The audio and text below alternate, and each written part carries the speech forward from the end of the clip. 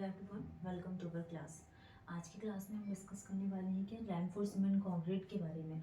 तो previous class में हमने क्या पढ़ा था, यहाँ पे क्रिप कंक्रीट के बारे में डिस्कस किया था। क्रिप की डेफिनेशंस हमने देखे थे एंड वैल्यूज़ के बारे में डिस्कस किया था। तो क्रिप ऑफ कंक्रीट में हमने क्या देखा था, ये this is the permanent to plastic deformations होती हैं जो क्या कहलाती है, क्रिप of concrete.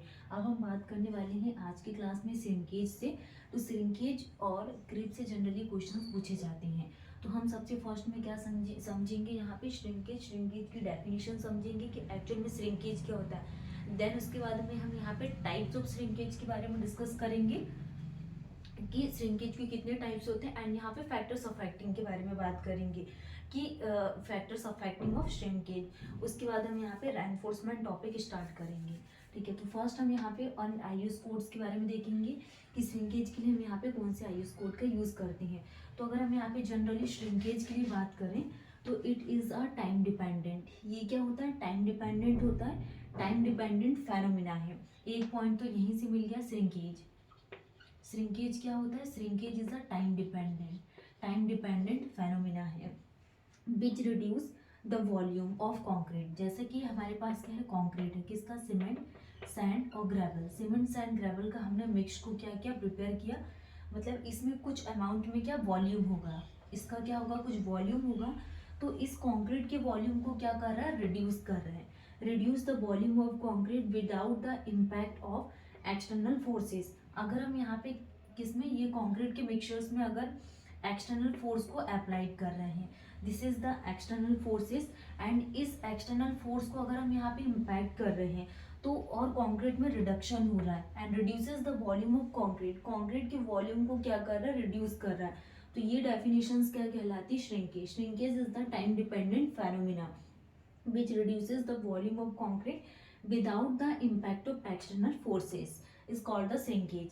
Next, the volumetric change in concrete. अगर हम यहाँ पे कंक्रीट का मिक्सचर्स हमने प्रिपेयर किया सीमेंट एंड ग्रेवल का, इसका क्या है, कुछ वॉल्यूमेट्रिक एक्सपांसन होगा। तो ये जो वॉल्यूमेट्रिक चेंज होगा इसमें कंक्रीट स्ट्रक्चर्स में due to loss of capillary. Capillary में अगर कुछ लॉस हो रहा है, लॉस ऑफ कैपिलरी, तो ये इसके वॉल्यूमेट्री को क्या करेगा, चेंज करेगा। Water bye evaporation is called concrete shrinkage and shrinkage of concrete इसको बोला जाता है। या तो हम कॉन्क्रीट श्रिंकेज बोल सकते हैं या तो श्रिंकेज ऑफ कॉन्क्रीट। ठीक है, तो ये दो डेफिनेशंस में तो आपको ध्यान रखना है कि shrinkage is the time dependent phenomena and ये वॉल्यूम ऑफ कॉन्क्रीट को क्या कर रहा है, रिड्यूस कर रहा है। वाई, क्यों, क्योंकि ये क्या कर रहा है, इम्पैक्ट ऑफ एक्सटर्नल फोर्सेस के कारण। Next, volumetric change in concrete structures due to loss of capillary and water of evaporation is called concrete shrinkage and shrinkage of concrete. तो ये है श्रिंकेज की डेफिनेशन। नेक्स्ट हम यहाँ पे आईएस कोड के लिए बात करेंगे कि कौन से आईएस कोड का यूज़ किया जाता है। तो एज पर आईएस, जब भी हम यहाँ पे अगर हमने रेनफोर्स सीमेंट कंक्रीट स्टार्ट किया है तो हम पूरे आईएस 456 अकॉर्डिंग यहाँ पे सारी वैल्यूज यूज़ करेंगे। तो एज पर IS 456 2000 according to 456/2000 clause number, जब आप उसमें पेज नंबर देखोगे तो 6.2.41 आपको टेबल मिलेगी। उसमें यहाँ पे श्रिंकेज के बारे में लिखा हुआ है the approximate value of total shrinkage. तो जो टोटल श्रिंकेज की जो अप्रोक्सीमेट वैल्यू रहेगी, strength for design may be taken as 0.0003। तो इस आईएस कोड के अकॉर्डिंग कितनी वैल्यू को यहाँ पे लिया गया है, 0.0003 फॉर द श्रिंकेज के लिए।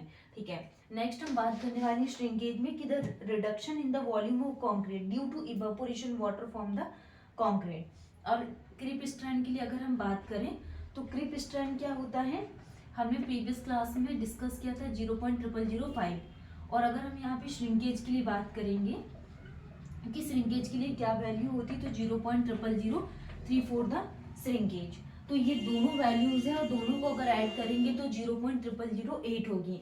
तो आपको इन वैल्यूज को ध्यान रखना है क्योंकि ये वैल्यूज बहुत पूछी जाती है, खासकर आपका एसएससी जेई का एग्जाम हुआ या फिर सब इंजीनियर का एग्जाम हुआ।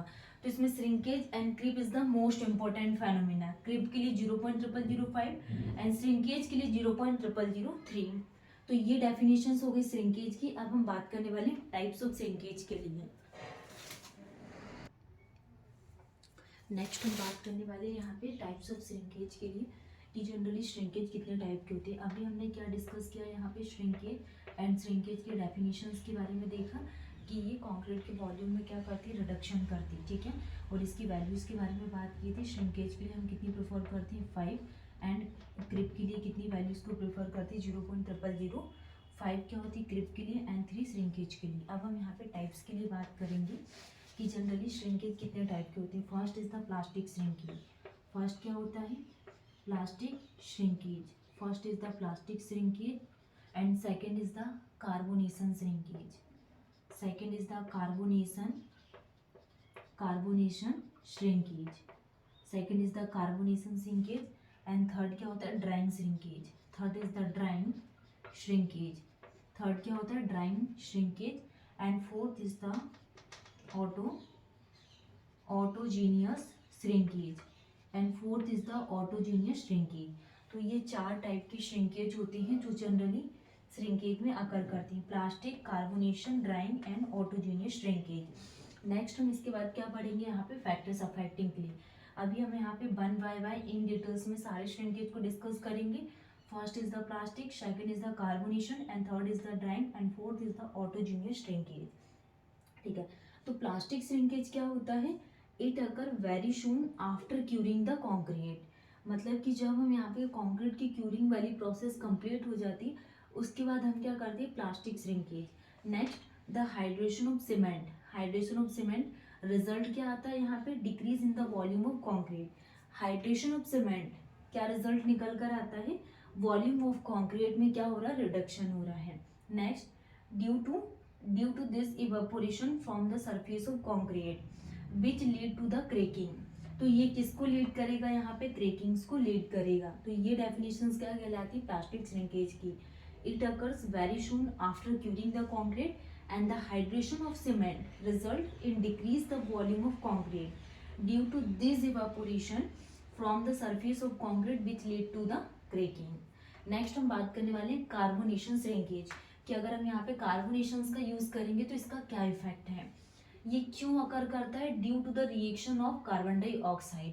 कार्बन डाइऑक्साइड के रिएक्शंस के कारण क्या अकर करता है, carbonation shrinkage with hydrated cement mineral. Carbonation calcium dihydroxide to calcium carbonate, ठीक है। The carbonation slowly penetrate the outer surface of concrete. तो जो कार्बोनेशन है ये स्लोली पेनिट्रेट करता है, वो भी कॉन्क्रीट की आउटर सरफेस को, the outer surface of the concrete. It mainly occurs at medium humidity. ये मीडियम ह्यूमिडिटी में अकर करता है and it will result in increase in strength and permeability को क्या करता है, डिक्रीज करता है। जब भी हम यहाँ पे कार्बोनेशन वाली प्रोसेस को यूज करेंगे तो इसमें क्या होता है, ये स्लोली पेनिट्रेट करता है कंक्रीट की आउटर सरफेस को एंड मेनली अकर करता है मीडियम ह्यूमिडिटी को एंड इसका रिजल्ट क्या निकल कर आता है, इसकी स्ट्रेंथ भी इंक्रीज हो रहा है एंड जो परमिबिलिटी है वो क्या हो रही है, डिक्रीज है। तो नेक्स्ट हम बात करने वाले हैं drawing shrinkage and autogenous shrinkage क्या होता है।